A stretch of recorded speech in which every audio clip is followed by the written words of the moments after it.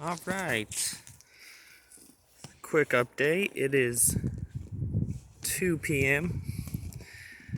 It was really fluffy when it first started this morning, and then it stopped, and then it started again, and it was much more compact and coming down.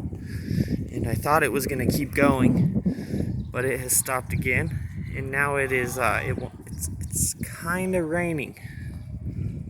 See, my girls have not decided that they're going to go hide out yet, which I'm a little surprised, but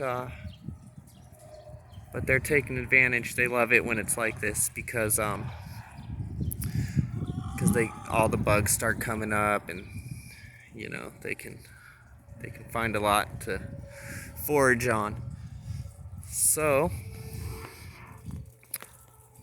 I imagine it'll probably start up again this afternoon, but since it's kind of trying to rain on it right now, and the last thing I want to be doing is shoveling or sweeping really heavy snow, I am going to come out here and get on this real quick before it continues.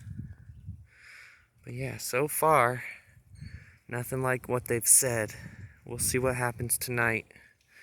Again, it's about 2 in the afternoon.